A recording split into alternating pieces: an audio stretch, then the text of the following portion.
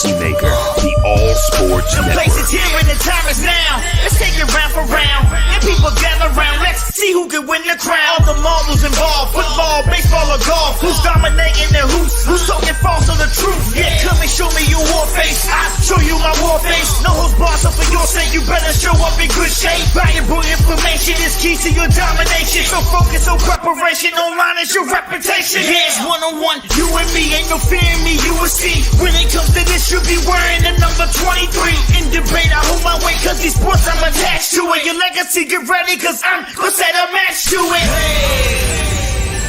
Burn 'em. Fire, fire, fire, fire, burn 'em. Fire, fire, fire, fire, burn 'em. Fire, fire, fire, fire, legacy on fire. Fire, fire, fire, burn 'em. Fire, fire, fire, fire, legacy on fire. Fire, fire, fire, burn 'em. Fire, fire, fire, fire, legacy on fire.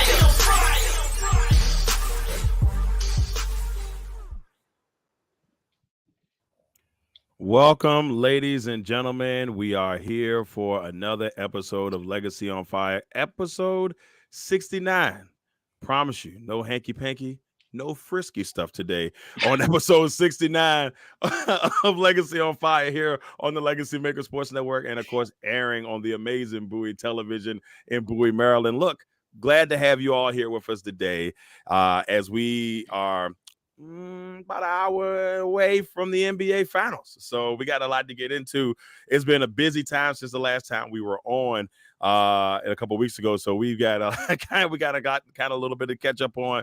But of course, as always, with me, my co-host and partner in crime here on Legacy on Fire, Mr. James Brown. How you doing today, sir? Doing good, man. Back for another week. Shout out to everybody out there tuning in, watching. Hopefully we get y'all another good one here today. And, of course, joining us again for the first time in over a year, and yes, ladies and gentlemen, it's my fault, Mr. Shawn Mears, the voice of VA in the building, the coach. Shawn, how you doing today, brother? Hey, I'm doing well, man. Thank you for having me. I do appreciate it. JB, what's up? And why has it been a year? Shame on me, man. That's truly my fault. That's true. But look, like I said before the show, we about to use you and abuse you over the next couple of weeks. But with all that being said, we got a lot to get into. So we're gonna go ahead and start this thing off, ladies and gentlemen, with one sentence.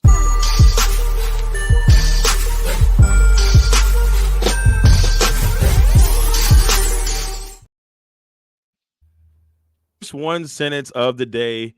We'll start off with some Major League Baseball news. The Negro League, a great league that birthed so many great legends such as Satchel Paige.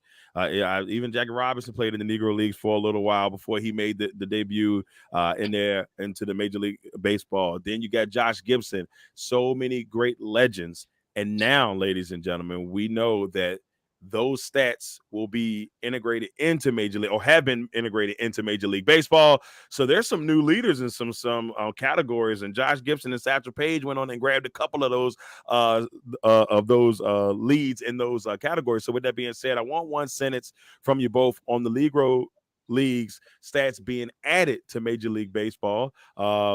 James, I'll start with you first. What's your one sentence on the Negro Leagues getting their shine finally in the stat department? My one sentence would have to be, paying tribute. Like you said, there were a lot of great players in the Negro League back in the day, and as time moves forward, more and more distance gets put between, when they actually played, when the league folded, and when the merger began. So by adding those names into the baseball MLB stats, it's a way of, making sure those legacies live on, making sure those names live on, and so that, as the future of baseball progresses, more and more people will continue to know those names and carry it throughout the rest of history. It's a really awesome deal. I was very excited to see it. Shawn, we head to you, man. What are your thoughts on this bad boy? Negro Leagues now being added to Major League Baseball stats. What are your thoughts on it? What's your one sentence? My one sentence is, what took so long? Well, the Negro League stats, the initial conversation or the initial announcement took place in 2020. With then Major League Baseball having a special advisory committee to introduce the Negro League stats. And now we're getting the announcement that those stats are come final. What happened before 2020? So between 1948 and 2020, those stats just remained inside of Cooperstown, never to be hollowed, for instance. Shameful. Yeah, absolutely crazy. I will say this. My one sentence is it's about time. And I'm really happy that this is happening for guys like Josh Gibson, who a lot of people said was the black Babe Ruth, and then some people said, wait a minute, Babe Ruth was the white Josh Gibson. But just leaving race. I know it's tough because obviously it's a racial topic or has to do with race. But if you just leave race out of it and just like look at great baseball all the way around, and being able to see Josh Gibson name in those atop of the leaderboard on some of those categories is a pretty good deal for me. Satchel Paige, who I thought was just he was absolutely dominant, and he pitched for like I think he pitched till he was like 60, which is crazy. But he did get his chance to be in the majors. So it's just nice to kind of see some of those guys. And then, the Negro Leagues get their shine. So I'm very happy to see that happen. Now, for all the haters out there, I will say this real quick because I know you're out there and they're like, why would you do this? You're just trying to make people happy. Look, if you don't think that some of these guys who easily, when they got to the major, started dominating on some levels, didn't deserve their stats, well, hey, that is on you. That is on you. Next on our one sentence, we head to the NFL to talk about the new highest paid receiver in the league, Justin Jefferson. Buku money to stay in Minnesota. And for me, I'm like, but who will throw on the ball? But I don't really care about that. I don't. Heck, Jamarcus Russell gonna throw on the bar as far as I can. I don't care. Let it be that way. But with that being said, Shawn, I'll start with you first. What's your one sentence on Justin Jefferson resetting the market, becoming the highest paid receiver in the NFL? I think we're going down a rabbit hole that we soon will regret. I say this to say that Justin Jefferson is 24 years old. He's been in the National Football League for 4 seasons. He's had 4 straight 1,000-yard seasons, and he's accumulated over 5,800 receiving yards in his short time with Minnesota. When does it stop? As you just alluded to, who's going to throw him the ball? So now you have an elite receiver with a rookie quarterback. Are you going to expect him to put up the same type of numbers? Or are we just headed down this rabbit hole to where every year we have a new highest paid player? Deserving or undeserving, you be the judge. Yeah, that'll be something interesting to see there. I mean, obviously J.J. McCarthy is there, and, Sam Darnold. Sam Darnold, who's shown glimpses, and then there's been very few, but they've shown Hold on, glimpses. I'm gonna stop you right there. Sam Darnold played on more football teams than I've covered in the area. So. Well, look, he had that one little stint.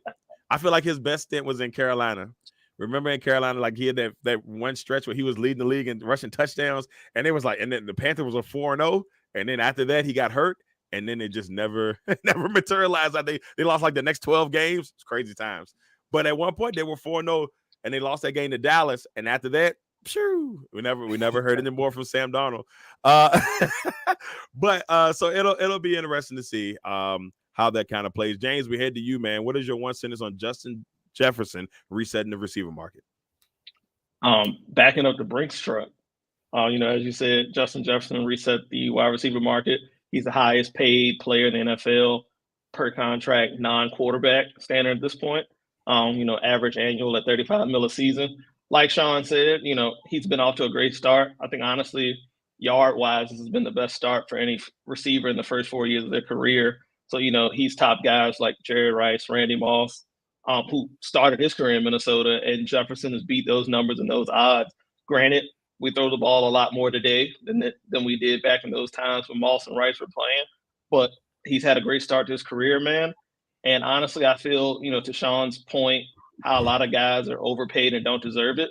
He's probably one of the few guys where this is the proper payday. He's definitely earned it. I feel he's definitely worthy of it. So glad he got his money. Hopefully he can continue, regardless whether it's Darnold or JJ a quarterback. But if he doesn't pan out trust me, somebody will trade for him at this point. He's got connections around the league. He's got a few different quarterbacks he's played with around the league. And, spots are always open. Stars can always be moved. Let's just pray that it doesn't end up being in Cincinnati one day, because it could get dangerous. I know I heard that rumor at one point, and if you get Burrow, Jefferson, and Chase together, I know we're just out there. That's just wishful thinking, but it would be very scary times if you can get that trio together. But as for now, he's in Minnesota. You afford it? Yeah, right. They don't even want to pay T. Higgins. T. Higgins out here hot. T's like, if they can afford that, the rest of the team, it's gonna be me, you, and Shawn out there playing on defense. Nice. I mean, they ain't gonna have no money. I might give him a little offensive guard, give him a little something. It ain't gonna be long, probably about 12 to 13 seconds before the knees go. But but we'll see. We'll see. So Justin Jefferson, congratulations on becoming the highest paid man for at least a couple months. Or maybe even a couple of weeks. So we'll see how that goes. Before we move on to our next one sentence, our man Russ Teleferro, stat man, is in the building. He said, "Did someone say stats?" Yes, yes, we did, brother. And shout out to Russ, who made our graphics for our NBA Finals prediction. But we'll get into that a little bit later. Russ also said, "Fun fact: Ty Cobb's daughter got blocked in a Facebook group for defending the stat integration." So that tells you where we are. It's like, it's okay. No, you don't know no better. But my grandpa was the man. No, you ain't trying to hear none of that. That's you don't tell me. Fact. You don't great tell me how to feel. All right. We head to our next one. This one has to do a little bit more NFL, and this one's not that. A little bit of a tough one. Commanders kicker, or former kicker at this point, Brandon McManus, was cut because of sexual allegations, a plane ride in Jacksonville that didn't go too well. And so the Commanders kind of gave it a week. And then they decided it's time to cut ties. James, we stay with you. What's your one sentence on McManus getting cut from the Commanders? My one sentence would have to be, kickers have to walk a thin line. If you're a kicker, if you're a punter, if you're causing issues for any organization off the field, regardless whether it's true or not, we've seen it time and time again, they're going to cut you. You make little to no money when it comes to, salary cap standards. Your money can easily be paid out, a blip on the screen, and they move on. In this situation, if these allegations turn out to be true, definitely horrible. He should definitely be punished for it. But also there's a sense of where there's smoke, there's fire. I'm sure Washington did a little bit of due diligence before up and cutting him to see what exactly is going on here. This apparently happened on a flight last season when he was with the Jaguars, an international flight when the team went over to London or coming back from London, where, he potentially had one too many and made a few people on the plane feel uncomfortable. So, again, kickers got to walk a thin line, man. You don't make enough money to be, to be allowed to do certain things like this. We've seen it time and again where certain guys in the league who perform Sunday in, Sunday out, they make a little bit more money. They get a little bit more leeway, a little bit more rope. Kickers, not so much. So, Hopefully he comes out on the other side of this. If he proves to be innocent and he can still kick, he'll get another job. But for now being, go ahead and take care of those legal trouble, man. Yeah, man, we saw what happened to the punt guy last year. Shawn, we head to you. What's your one sentence on McManus' situation? You had the perfect segue, and I'm going to say to JB, whoa, not so fast, JB. So there's a thing in America called innocent until proven guilty, right? So, yes, he had one too many on the flight back from London. He had not one but two women claim sexual assault on that particular flight, which I would like to look a little bit more into the deposition because, again, being around NFL teams like you guys have been around NFL teams, there's security everywhere. So I'd like to look at a little bit more into that. I think maybe the Commanders, with the new ownership, were trying to, just try to save face. But let me give you some stats on Brandon. He won Super Bowl 50 with the Broncos. He spent last year with the Jaguars. He is a career 81.2 career field goal percentage kicker, and he leads the league in touchbacks. So he's a valuable piece to this puzzle. And when you talk about the Commanders coming down to late games with under 3 points scored, the Commanders were in the top 15 in the league in losing games where their kicker could have helped them. So therefore, I think this is one of which, just like the punter in Buffalo, you have to let things play out. Whoa, not so fast. Yeah, I feel you on that, because it was a crazy thing to me. You know, when it first happened, people was, oh, they gotta get rid of him immediately. I'm like, no.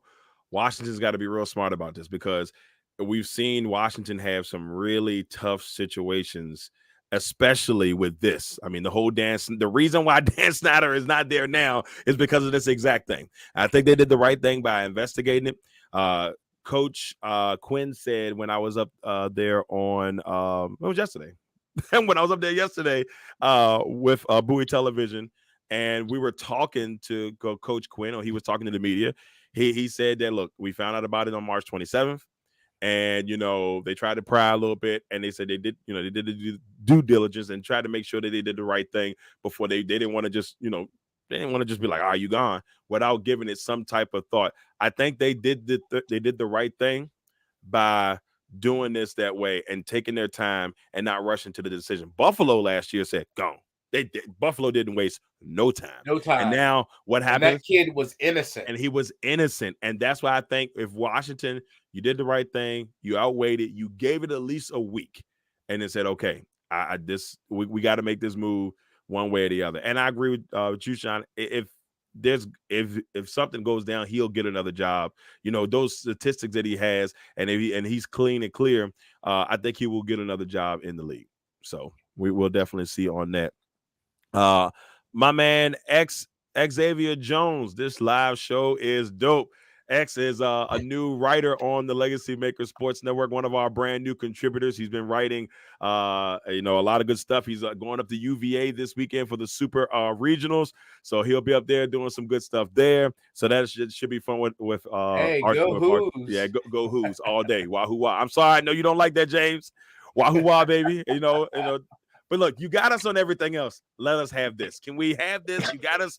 You beat us in basketball one game this year. It shouldn't have happened. You beat us in football. We already know how that's going to go. Let this be, man. Let us have this one. We'll see. Yeah. Let us have this one. But yeah, Xavier doing a lot of great work. Shout out to him. Also, his brother Arturo, who's been running around like a track star, doing some really good stuff for us. So we appreciate that as well. Russ says, I don't like this guy, Shawn, boss. He's giving too many stats, making me think that I should file for trademark stat man before he does. Russ is a trip, man. Look, yeah, you might want to go ahead and copyright it, my guy. And then Drew Willingham, Satoba Media, our guy Drew. What's up, fellas? Drew, hope everything's going well. I'll be jumping on the air with Drew on Monday for episode 110 of In or Out. So it should be fun. Drew, now, you should have me on, Drew. You heard that. Shawn said, bring him on. I know you're listening. Bring him and Shawn on. All right, let's go ahead and head to our next one. It is time to go to the fire starters. Let's get this thing going.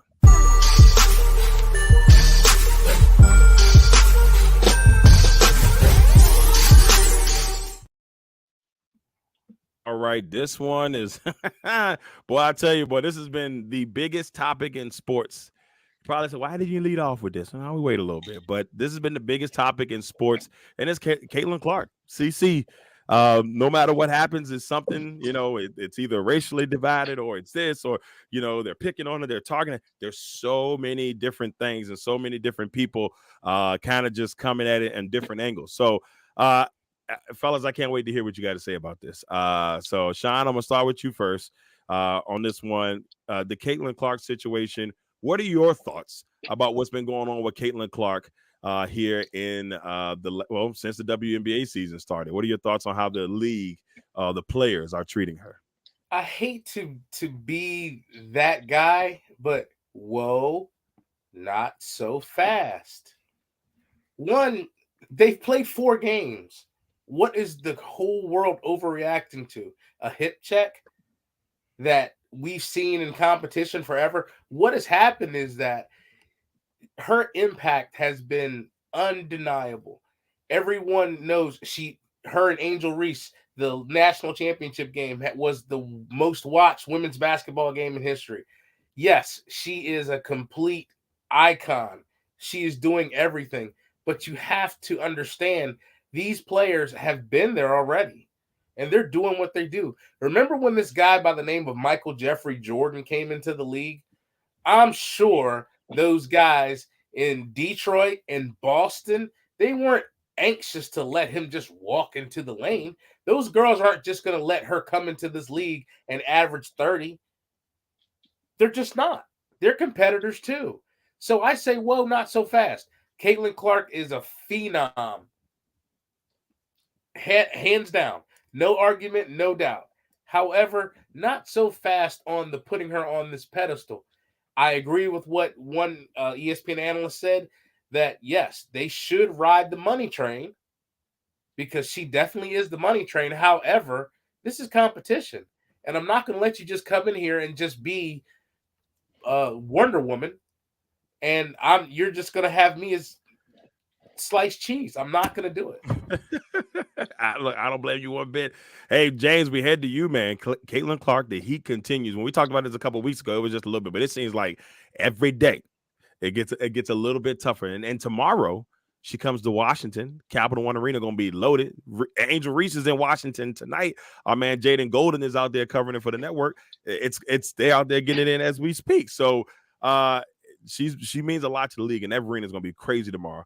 But James, what are your thoughts on Caitlin Clark and everything she's got going on right now and the way she's been treated throughout the league so far? So, I know Shawn said that, she shouldn't be necessarily put on a pedestal, but, he, in another token, said that, she's the money train right now.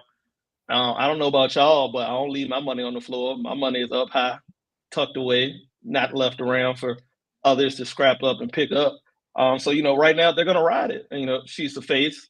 She is the one people are tuning in to see, especially this newer demographic, this new crowd that's been attracted and drawn to the WNBA this season and the seasons to come. Now, I don't think she's alone on that pedestal. The way I see it, her and Angel Reese, that story that's carried over from college now into the WNBA, that's what the league should ride. And that's the league's money bag at this point. That's what needs to be protected. I would say my biggest issue lately with Caitlin Clark, going back to the hip check from the game against the Chicago Sky. One, that wasn't a basketball play. I believe they were trying to inbound the ball and she Kennedy Carter hip checks her. Not a basketball play, honestly, a bonehead play where it's like, look, there's enough physicality within the game of basketball where if you wanted to send a message or make a foul, you could have did that in the midst of a basketball play. The way she did it, I don't necessarily agree with. We can move on. But my bigger issue with it is, where the hell were Caitlin's teammates? Where were the teammates at to say, hey, look, we're not going to stand for that. We're not going to take that. Where were her teammates at to back her up? Where's the enforcer for the Fever? And if they don't have one, you need to go get one because your best pieces out here getting bullied. You better go That's get what your they need at this point. Go get your Draymond Green. If Caitlin Clark is supposed to be the Steph Curry, go get you a Draymond. Go get you somebody that's going to bully back when these girls come up and pick on her, man. Because if not, they're just going to try to run all over her. Heck, man. And it's like, I'm sure she gets her shots in too, but it's like at the same time, you might need somebody else to be like, look, do it again. I'm going to lay you out my damn self. Hey, better yet, why don't you go just trade for Carter? Bring her over there, because she seemed like she got that Draymond dog in there. If you see in the rap sheet is she's bounced around a bit, so you never know. She might end up there. Yeah. I will say this though. So I agree with you, James, on the fact that I thought the hip check was it's not a basketball play. You can disguise that in different ways. And then the thing that bothered me the most from it was after the game, I don't want to talk about it. Okay, all right, fine, whatever. But then when she had the nerve to say that what is she really, just a 3-point shooter, is insane talk to me, because I'm just like, okay, but she's averaging, I think, close to 20 points a game. She's averaging 15, 5, and 15, 5. So she's still averaging 15 points a game, but she's just a 3-point shooter. This is just her first year, and once she gets comfortable, who knows what it can look like down the road. I didn't like that because you just brushed, she's just a 3-point shooter. and she's one of the best 3-point shooters. You don't just say that about Steph Curry. You don't be like, oh, he's just a 3-point shooter. Steph Curry, one of the greatest players of all time. That's crazy talk. So let me add this, Darrell, if I may. The part that I don't like is the fact that on a certain network, the first 36 minutes of televised program was dedicated to a hip check. Right. Come on, guys. Yeah. It's too much. That's the thing. I know Monica McNutt caught a lot of, grief from, but she told Steven that you ain't really covered it. Well, I've had Candace Parker in them on. You've had them on, but you don't truly cover it. You're talking about the Lakers. You're talking about the Cowboys. This is a daily thing. And obviously those are the bread and butters, but they're like, you can't say that you completely have been, that person. So it's like the one thing I don't like is it feels like when the WNBA does get publicity, it's always negative. That's something I don't like for the league. And then with Clark kind of being a positive thing, Asia Wilson doing great things out there, that stuff gets buried. It gets buried because you hear all the negative stuff. And then the media just, even us, when we're talking about it right now, but it's the negative stuff. It's never like, yo, man, Asia Wilson's out here doing things that no WNBA player's ever done, averaging 26 and some change and all that. She's looking for another MVP. And we're not talking about that. We're talking about Caitlin Clark getting slung across the floor. So we're talking about the fact that there are 7 WNBA cities that don't support Pride Month. Right. And that to me is almost just like an atrocity if you're going to have a WNBA team in your particular city. Yeah, you kind of got to think that one through. It's like a no-brainer in that situation. But I'm telling you, man, that's something that they've got to get fixed. Is finding positive things. Our man X says, did y'all see the space between Clark and her teammates at the press conference? It's almost like they don't want her there. And then the coach doesn't know how to. It feels like the coach doesn't know how to handle having a star this big. That's the vibe I get from it too. And they're gonna have to completely reconstruct that team, I think, at one point to fit Caitlin Clark. Now, I wouldn't say get rid of Aaliyah Boston because she's really good. Those two have to become, a dynamic duo. That's your nucleus. And then they've got to find the right coach to bring everything along. I know everybody says Don Staley, but I feel like that type of person, that type of coach is what you're going to need to bring in. Like Teresa Witherspoon right now with Chicago, even though their team is probably the most villainous team in the league right now. People are the Chicago Sky, the Hood Rats, so whatever you want to call them. That's what they get called. They have embraced the villain role in Chicago, and that's who they're okay with that, and Reese is okay with that. They're okay with being the villains, and is bringing attention to the WNBA in different ways. So it's just so much, guys. I want to see good things from the league though, and it's been a little bit rough on that. Russ says Matt Barnes said it best. Her teammates are bullying Clark themselves by letting everybody take shots at her. A dirty player is a dirty player. Clark is a dirty player. Ooh, interesting, Russ. Yeah. Like I said earlier, she gets her shots in too. She do. Hers is usually during the point of play. Yeah, usually. And it's disguised well sometimes, and sometimes it's not, but most of the time she disguises it well. But that's why I say if you're Kennedy, you got to disguise it, Get her on that pick and roll. Check her going to the basket. Hip check her on a pick and roll to the basket. You can hip check then. Oh, that hard foul. Yeah, let her go. And it doesn't even get upgraded to a flagrant one at that point, like they did later in the weekend. At that point, it's just a hard foul. Brush it off. Go play. Yeah. But when you do it blatantly like that, it's always going to be exploited. Now this guy giving TV time stats. Hey, yo, Russ is hilarious. Hey, look. Shots fired, Russ. Shawn is we're gonna have to have a standoff. He's not a standoff. It's like, dude, we're gonna have to have a standoff. We're gonna have to have a standoff, man. It's gonna have to happen. Let's go ahead and head to our next. Let's go ahead and head to our next fire starter, and we stay in the world of women's sports. And this time we talk about the amazing Simone Biles. Simone Biles won, I believe, her 9th world championship over the last week, and she continues to do great things. I'm still sad, fellas. Still sad that she would no longer be on the Green Bay sidelines this offseason. My cousin decided to sign with Chicago, and so now she's gonna be on the Bears sidelines hyping up Kayla Williams and the crew, and it made me sad. I'm not gonna sit here and lie to you. I wish that Simone Biles was still up there in the cold with us, but she isn't. It is what it is. But with that being said, do you guys feel like she's the greatest female athlete of all time? And if she isn't, who is? Shawn, we head to you first. Is Simone Biles the greatest female athlete of all time? Whew. When you use the word athlete, it's a tough vertical to stay in. I would say she's the best lady gymnast of our decade. I mean, or of our generation that we've seen. Maybe the best gymnast of all time. As far as going to the word athlete, it's tough because there's a lot more, that goes into that. I would say that she's probably the most decorated athlete of our time, of all time. I had the pleasure of meeting Simone in Mexico in 2022. And phenomenal individual. Took time to sign every autograph that was there.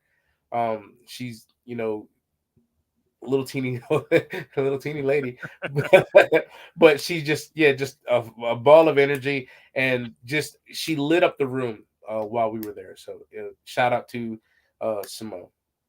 Yeah. You should have made my cousin stay. Well, that's not even her fault. Green Bay just didn't sign my guy back. Shame on you, Goot. Shame. James, we head to you, man. This Simone Biles, the greatest female athlete of all time. I don't know if she's the greatest, but to Shawn's point, she's definitely one of the most decorated. I mean, there's so many names. If we go to the Olympics alone with Florence Griffin Joyner, Allison Felix. At one point, the women's 4x1 team for the U.S., all those women, phenomenal athletes. I feel like there's just a whole lot of great Serena Williams, her sister Venus. I mean, I don't know if she's the greatest female athlete of all time. I think she might be one of the greatest female Olympians of all time, though, for sure. And I'm not gonna lie, outside of the Olympics, I don't pay attention to a lot of gymnastics, so she might be very great in that field, but the greatest female athlete of all time, tough call. It is a tough one. I mean, I do respect her game. For me personally, when she's on, she's phenomenal. Yeah, it's hard to go against the greatness. For me though, it's Serena.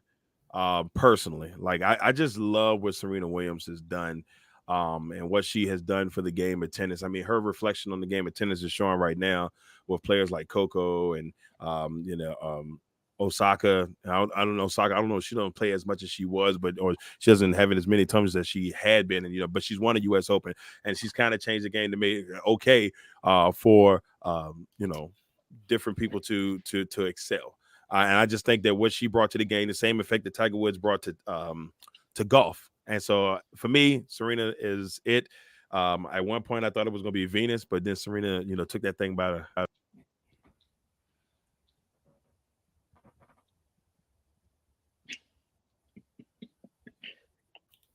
My mic ran away. Y'all hear me now? Do you hear me? All right, great. I'm sorry, y'all. I don't know, man. This microphone cord be tripping out. But anyway, so shout out to Simone Biles. Congratulations on the 9th championship. Go get that gold in France and make big things happen. All right, y'all. It's time to head to the main flame. We're getting close to the end, and let's hit the main flame.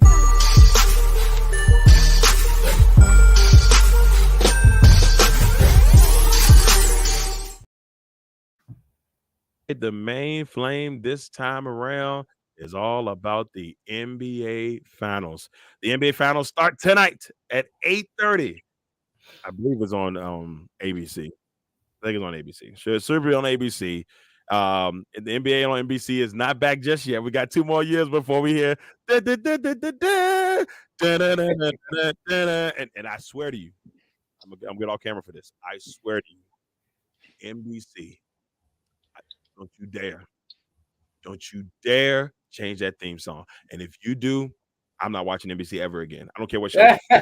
I'll watch the reruns on opposite channels like on Fox or the CW, but I refuse to watch NBC. If you changed the greatest sports theme song of all time, I will be highly upset. So don't do it. Just want to throw that out there as a disclaimer. I don't know if that's going to mean anything to you, but it means something to me. With that being said, let's go ahead. We got the NBA final predictions and all that good stuff will be coming our way here soon. But before we get into that, we're going to do our preview of the NBA finals. So, fellas, and I'll start with James. We're finally here. We got the NBA finals. We got Luka and Kyrie versus Jaylen Brown and Jason Tatum. What are your thoughts on this NBA final as we get ready for the 2024 edition? So NBA Finals kicks off tonight. Like you said, Mavs will be kicking it off in Boston against the Celtics. This is going to be a great matchup from my perspective. We have a team in Boston who, they're returning back to the finals. Brown, Tatum, the guys got there, a couple years ago, I believe at this point, about 2 seasons ago, to face off against the Golden State Warriors, in which they lost that championship. They lost that chance after, I think, taking an early lead in that series. So, they'll have that experience to lean on. Even though I do think, I think Udoka might have still been the coach at the time, and Mazzulla might have just been his assistants. But, they'll have a little bit more of that experience to lean on heading into this NBA final from a team aspect and team point. Always great to kick it off at home out there in TD Garden. I'm expecting a strong start out of them, but, I think really it'll come down to star power. And, looking at the opposite side for Dallas, man, Luka and Kyrie, definitely 2 stars at this point. Superstars, you can even argue for both, definitely for Luka. But, the brand of basketball I think we're about to see is going to be a little bit magical. Luka, Kyrie can definitely 3-level scores, make magic with the ball in their hands, passing the rock, all of it. So I think this is going to be a very interesting series. I think it might be a little bit of back and forth. I don't foresee any blowout. Definitely not seeing a sweep here or a gentleman's sweep here. We're going to have some interesting games here, possibly some steals on the road by both teams. I'm just looking forward to a great series of basketball, though, man. Yeah, it's definitely going to be a fun one. Shawn, we head to you. What's your preview of the NBA finals? I can't wait. Finally, we're here. The music ringing in the back of my head is the final countdown. And I say that for reasons upon which I probably won't really disclose. But one of the reasons I say that is because, it's too much basketball. And I'll talk about that in my final point. But we're finally here. This thing started in October. And so we're looking for a great series. Like JB said, it's immense with star power with Luka and Kyrie, Jaylen Brown and Jason Tatum. On the other side, you have 2 African-American coaches in Jason Kidd and Mazzulla. You have 2 fairly young teams. Jason Tatum's only 25 years old, 26 years old. Jaylen Brown's 27 years old. So, these guys are young, so they expect to be here year after year after year. Like JB said, they were here 2 years ago. So this is something that I will see. I'm anxious to see going forward. Yeah, I'm very excited about how this is kind of playing out. Like, I'm not gonna lie to you. Dallas. Dallas was kind of a surprise to me, but not a surprise. And the reason why I say, Dallas, every year Luka has been there, maybe except for maybe I think 1 or 2 of them was kind of light years and they were out in the first round. But up until this year, Luka has seen every round of the playoffs. He's been in the first round, he's been in the second round, he was in the Western Conference Finals, and now he's in the finals.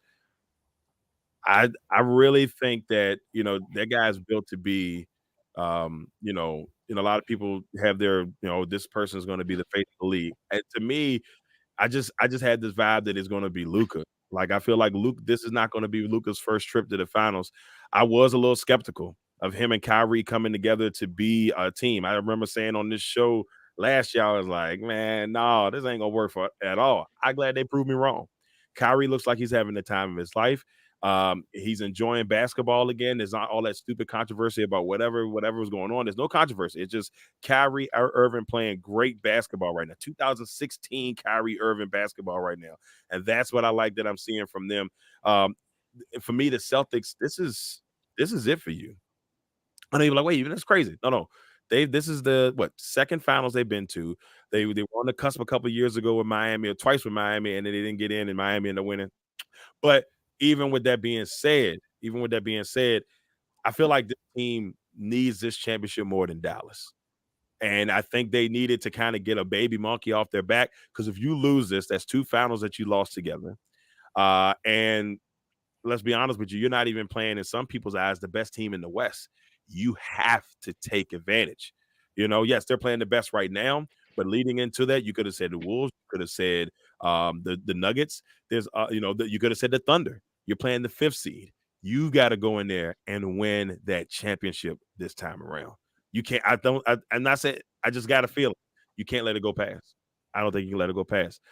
So with not only that, go ahead. With this series, man, with the series too, we got a little bit of bad blood and redemption on the line. Looking at it, Kyrie Irving definitely did used to play in Boston. When he left Cleveland, looking for a fresh start, he went to Boston, and that was the team that actually made it to the finals without him. And then when he got back, we saw it fell apart. He ended up leaving, going to Brooklyn. And then on the flip side, the Celtics have Kristaps Porzingis, who actually went to Dallas for a fresh start, paired with Luka, and it went all down the drain. One of these two is going to get to avenge being wrong by the opposite side here, right, and prove that, you cut a championship caliber player. So that feeds into it as well. And, I'm just excited. That adds to that excitement, not to mention Jason Kidd. He won his championship with the Dallas Mavericks. Back in, what was that, 09? Bad times. 09 or 08? Yeah, it was the one you lost. Well, one of the ones you lost, but y'all got something though. You got something to make up for it. Yeah, they look, we got them in 06. They got us in 11. We should have won that series though, but that's another story. LeBron we're not gonna talk about that. LeBron gave up on that series. D-Wade was playing his butt off. I was sitting. All right, I said I wasn't gonna talk about it. I was sitting in LA and at a bar. Because I was filming a commercial, and I remember watching it, and I'm sitting there like, this mother sucker right here. But anyway, but like I said, besides the point, I really am excited about this series. This is probably the most excited I'm about an NBA series since probably the Toronto and Warriors series. Only before KD got hurt. I really thought that was going to be that it's just different. It was a different series. It wasn't Cleveland and it wasn't the Warriors, but it was a Warriors team looking to continue that legacy. And you had Kawhi and a lot of young players trying to make things happen in Toronto. And Toronto they ain't been the same since. But that's, for me, I think probably the most exciting one we've seen since then. Now, with all that being said, let's give shout out to our man Russ, who had the finals predictions graphics hooked up for us. First, our man Joe D. He's got the Celtics in 6. He's got Jason Tatum being the MVP. Our man Tyrone Montgomery Jr. also has Jason Tatum winning the MVP and the Celtics in 6. One of our resident Legacy on Fire guys, our man Lamont Thomas, has Luka Doncic and the Mavs in 6. So that'll be a fun one. We've got our man Victor Herrera saying, hey, man, I got the Mavs in 5, and Luka being the man, myth, and the legend that he is else. Myself, I've got the Mavs in 7, but I got Kyrie Irving getting that MVP, man. Like, if he plays like he did in that year that Cleveland won it, and that's the vibe that I'm getting from it. I just think that he's gonna give that vibe. James, explain yourself, sir. So yeah, I have the Mavs in 6 with Luka being my MVP. But like I said, man, this is gonna be a great series with a lot of magical plays, and I feel like Luka and Kyrie, that dynamic backcourt that they have, they're gonna be able to make enough plays down the stretch in those clutch moments where whether it's them making the pass to Derek Lively for an alley-oop, or making a kick out, or a dish for a 3-pointer out to one or each other, or somebody else coming off the bench. I feel like they have that playmaking ability and scoring capability to kind of outscore and outwit a little bit of what Boston's going to try to do. So, that's my prediction. I got the Mavs in 6. Honestly, I'm picking them to roll tonight in game 1 and pick up that early road win in Boston. Look how scared Julius Randle looks in this picture. Julius, like, I don't want no parts of it, guys. I don't want no parts of him. And last but not least, our special guest, Mr. Shawn Mears. Shawn, explain yourself, sir.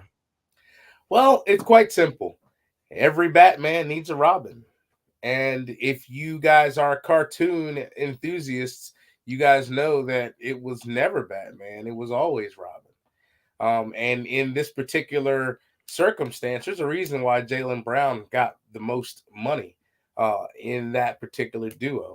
He is the highest paid of that particular tandem. And I think he's earning his money. And you're showing why this kid not only has a NASA internship, but this kid is bright and he's a big-time player. And big-time players with that type of aptitude show up in big-time games. Not diminishing Jason Tatum by any stretch of the imagination, but this will be a series where it'll be highlighted by Jaylen Brown showing off his defensive prowess as well as his ability to score the basketball when it counts. I love it. I love it. And I will say, so, you hit him with the Batman and the Robin analogy. I was going to say Penny and Inspector Gadget, because if it wasn't for Penny and Brain, Inspector Gadget would be in shambles. My guy was out here clueless. He was out here clueless. So, I mean, we're about to see the Penny and Inspector Gadget narrative going on in Boston. Hadn't caught up yet. Yeah. Man, like, just look, as long as they don't, shut the door and blow the bomb up in the Chiefs' face, I think we're gonna be good to go. I think we're gonna be good to go. But also, if you didn't get a chance, ladies and gentlemen, make sure you head back to episode 51 of the Rob Johnson Sports Show, where Rob and our guy Larry, who's been on here multiple times, they did their preview show. So if you get a chance, go back and check that out. And they went a full breakdown of their thoughts and their predictions for the NBA Finals. Well, everybody, that is it for the main flame. It is time to finish this bad boy up. It is time to put out the fire. Fire, fire, burn on. Fire, fire, fire, fire, burn on. Fire, fire, fire, fire, legacy on fire. All right, so before we put out this fire, a couple of more comments. Russ says Serena Williams won a major tournament overseas while pregnant. Case closed. Touche, sir. Touche. My homie, one of my former workmates, D-Lo Shuffle. Hello, everyone. They used to call me D-Lo Shuffle. It's a dance, but I can't dance. But it is what it is. Shout out to my DMV peeps. Russ says Mavs titles were in 2011. Stats shot fired. Hashtag stats shots fired. That's funny. Russ, you're a fool, man. And then our man Xavier said, other than the stars for both teams, who do you think will be the X factor for each team? For the Celtics, I got Derek White, and for the Mavs, he's got Lively. Fellas, this is a good one. Shawn, who do you have as the X factors in this one? I'm gonna go with Drew Holiday, and I'm not sure why he's such an X factor when they brought him in for one reason and one reason only, and that was for his defensive toughness and his ability to show that veteran leadership. And that's why I think Boston will take this game in 7, because somebody has to defend the magician known as Kyrie Irving. And if there's anybody that can try to slow him down, it's Drew Holiday. I like it. Anybody on the Mavs side, or you just going Celtics on that? Well, with the Mavs, you would go PJ Washington. He has that little corner three. Xavier, great question, by the way. And it's like, the PJ Washington has that corner three, but he's streaky. And, so it's going to depend on how, he gets that microwave tendency. If he gets a lot of corner pops, then he'll be fine. But if they can see the Celtics' length, and JB alluded to it with Porzingis and Jaylen Brown and Jason Tatum, these guys are long and they are lengthy. And don't forget, old man Al Horford. Yeah, can't forget old Al Horford. Yeah, I look. It's funny because I guess as long as Brittany Renner's not around, PJ Washington should be fine. James, we head to you, sir. PJ's moved on. I know. I'm sorry, PJ. What's your X factor, sir? For the series. Man, you kind of just Yeah, bullied my X factor. I'm But sorry. Washington, we've seen throughout the playoffs when he's hitting that dish down corner three, he's been able to hit it at a high clip for most of the playoffs. And we've seen it's been an electrifier times for Dallas and that bench. So PJ Washington would definitely be my guy I would choose as the X factor. But then also, like to Shawn's point, Porzingis coming back, he missed some time in the playoffs. So, he's going to be, working himself back in a little bit. And that could be an opportunity for a guy like Daniel Gafford or Derek Lively to kind of take advantage a little bit. While especially in Gafford's case, he's a little bit of a smaller player. He's a little bit more athletic though, and he can definitely sky with some of the best of them. So, I definitely see one of those bigs being more so the X factor for Dallas. On the Boston side, I would have to agree with Shawn as well.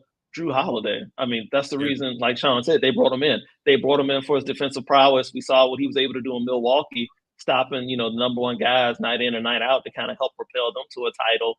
He's looking to do it again in Boston. So those would be my two X factors as well. I like it. I will say this. I'm going with the former Washington players. I'm going with Porzingis, and I'm going with Gafford. Hey, look, you get a Washington player on your team, you're going. You're in. The last 8 years, a Washington player, a Washington Wizard. They don't work out in Washington, but they go elsewhere and it works. So whoever trades for Kuzma this offseason, congratulations, you're going to the NBA Finals. Just going to throw that out there right now. Please. Hey, if you're Kuzma right now, you got to be kicking yourself because he said no to the trade to Dallas because he did not think they were ready. That's funny. But I'm going with Porzingis and Gafford. Gafford really has played some really good ball since coming to Dallas, and I think that if he can handle things on the inside, I agree with you. Whereas I think it's going to be an inside game where the inside is going to really make a big difference in this. And Porzingis for me is like if he can be a hint of the Porzingis that he was even in Washington. And I think that he could be because people, he's hurt. I think he could really do some good things. So, with that being said, but great question. Great question, X. Really appreciate that one. But now it's time to put out the fire. I don't know if who wants to go first. I always like to ask. Shawn wants to go first. It's been a year. Give him the floor.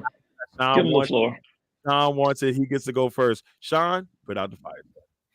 Well, since it's NBA final season and in the spirit of NBA finals and the spirit of the NBA draft that comes up after that, let's talk about this. This is what has my soul burning. It's too much basketball.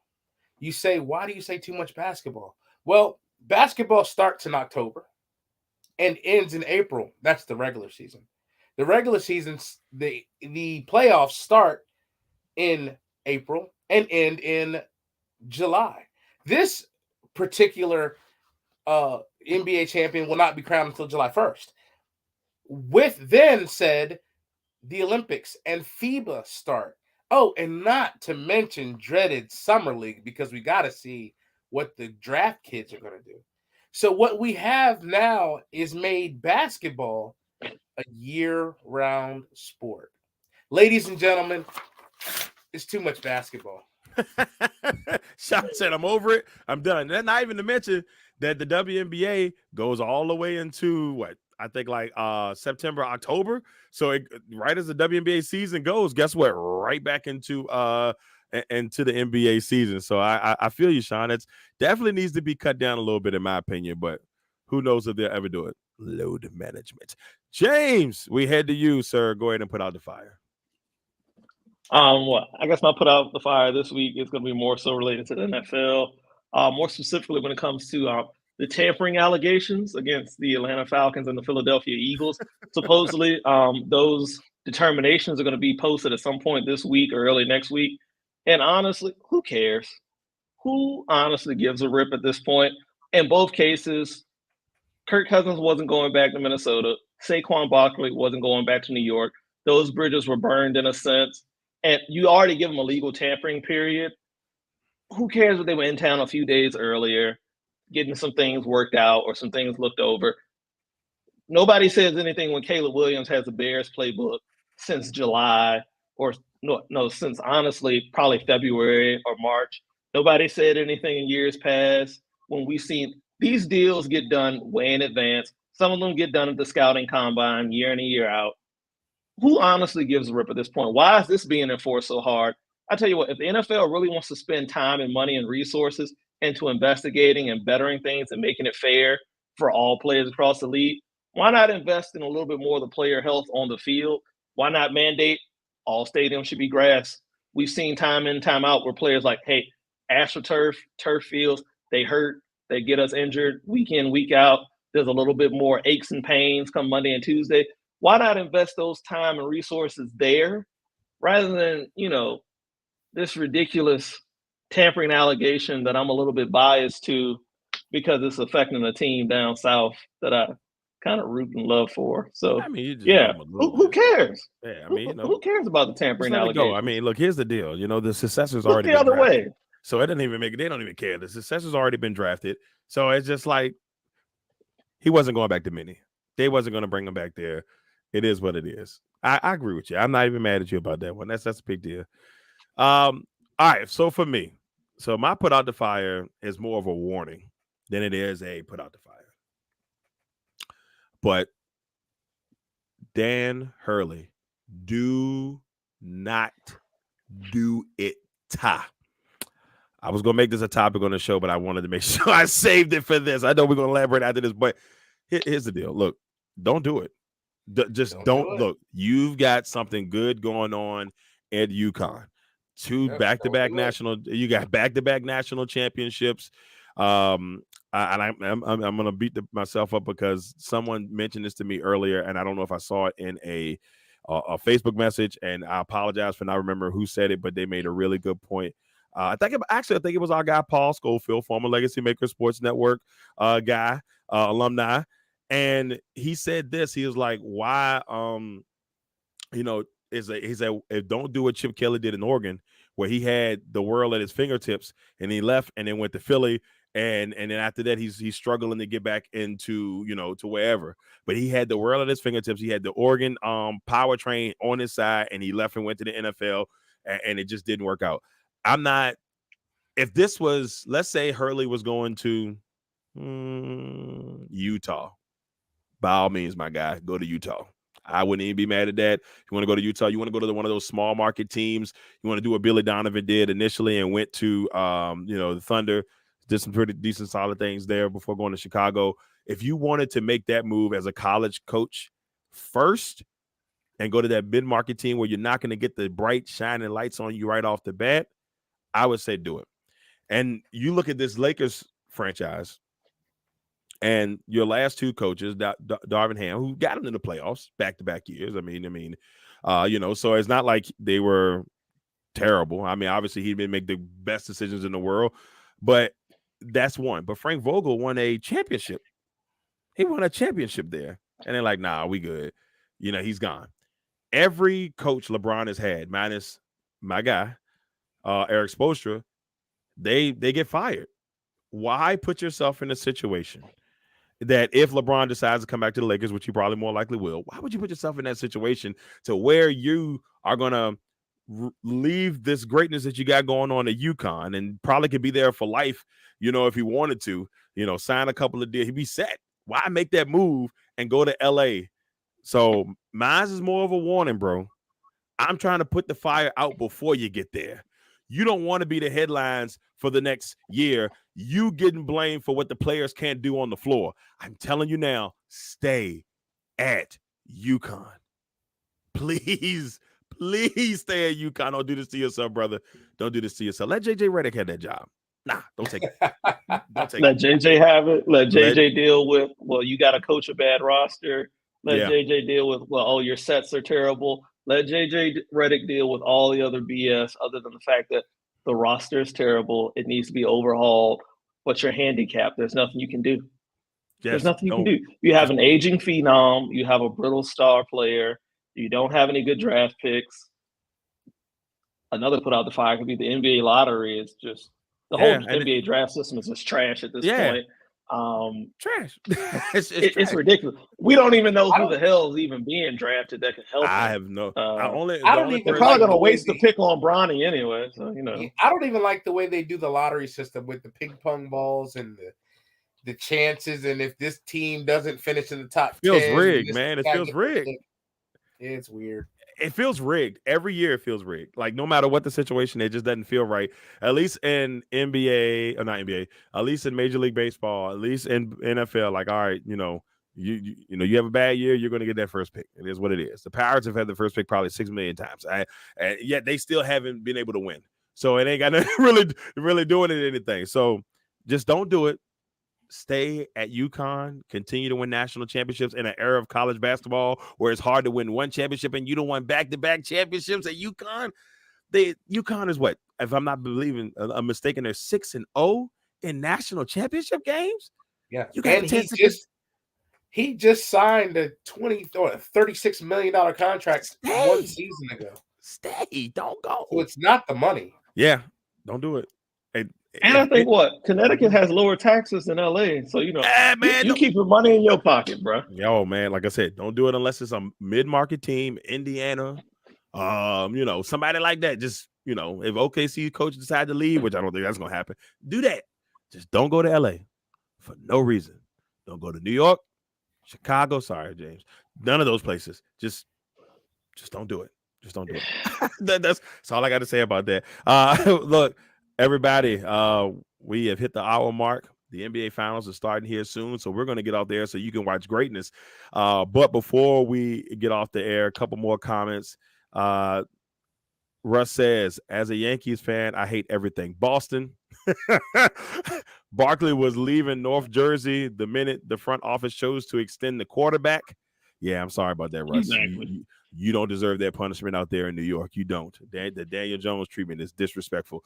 And then this still won't be worst coaching move of the past year. I'm still wondering what Milwaukee was doing when they thought Doc Rivers was a better choice than Adrian Griffin. I'll finish that one for you. Exactly. Stupid. Stupid decisions being made by some of these front office guys. I don't do it, Dan. Don't Rick do it. James said it best. Cocaine's a hell of a drug. Touche. Touche.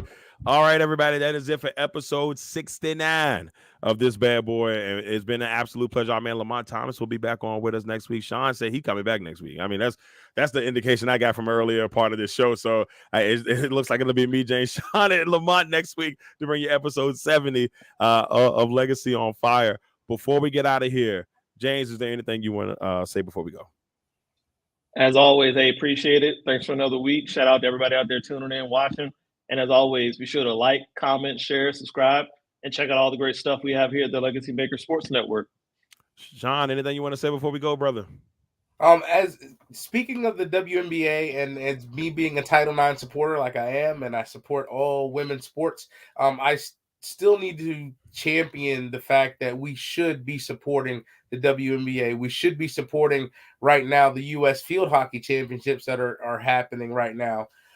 Go out and support women's athletics. And for us here locally in the metro Richmond area, the Henrico Sports and Entertainment Center has signed on to host the A10 women's tournament for the next 3 seasons. So shout out to my man Rob Welsh and the director at the Henrico Sports and Entertainment Center. Yes, shout out to them. Look, they were amazing to us during the A10 tournament. We broadcast I think we broadcast 11 games there this past year. We got to be there for the media day last year. We'll be there, the next couple of years, it looks like, since they're going to be having the championship here until 26. Very excited about not having to drive far. That's going to be great. I cannot wait to bring more great A10 action. I agree with you 100%, Shawn.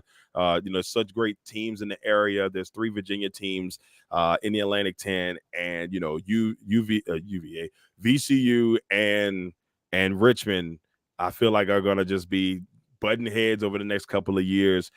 Great coaches and Coach Beth O'Boyle and Coach Aaron Russell. So I'm excited. That's a good one, though, Shawn. Really good one.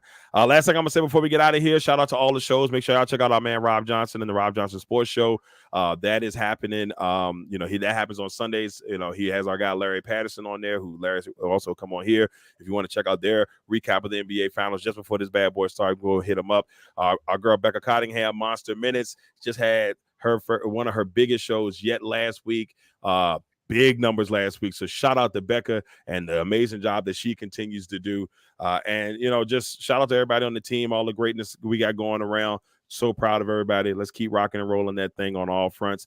And then last but not least, like I said earlier, I'll be on with our guy Drew Willingham on Monday for the In or Out Sports Debate. And then one-on-one, y'all will return in July. I'm still getting the guest list compiled together for that bad boy, but that'll be returning in July. I'm tired of talking now. You guys go enjoy the NBA Finals. We'll be back for next week, an update on the NBA Finals and episode 70 of Legacy on Fire. Until next time.